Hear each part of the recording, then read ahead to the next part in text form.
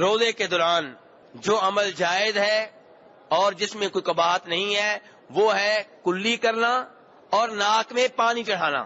دوران روزہ کلی کی جا سکتی ہے، ناک میں پانی چڑھایا جا سکتا ہے، لیکن ناک میں پانی چڑھاتے ہوئے مبالغہ کرنے کی اجازت نہیں ہے۔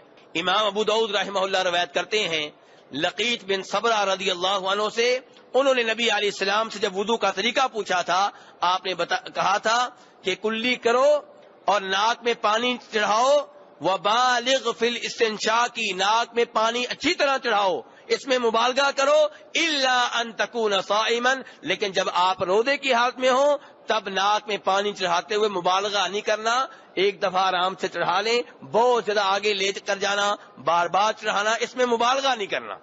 اب جب آپ کلی کریں گے تو کلی کا باقی ماندہ تھوڑا بہت پانی زبان پہ رہ جائے گا، ہو سکتا ہے وہ آہستہ آہستہ نیچے حلق میں اتر جائے، تو اس میں کوئی قباحت نہیں ہے۔ قباحت تب ہوگی جب جان بوجھ کے آپ نیچے اتاریں گے، لیکن تھوڑا بہت جو ایک آدھ قطرہ اندر رہ گیا اور خود ہی آہستہ سے اندر چلا گیا اور آپ جان بوجھ کے اندر لے کر نہیں گئے تو اس میں کوئی قباحت نہیں ہے۔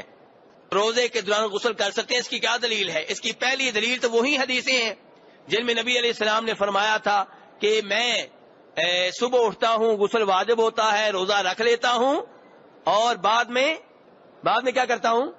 غسل کرتا ہوں۔ تو غسل کب ہوا؟ فجر کے اذان کے بعد ہوا، روزے کی حالت میں ہوا۔ تو اس کا مطلب یہ ہے کہ دوران روزہ غسل کرنا جائز ہے۔ پیاس لگ رہی ہے، گرمی لگ رہی ہے، آپ سر پہ پانی ڈالنا چاہتے ہیں، کوئی مسئلہ نہیں ہے۔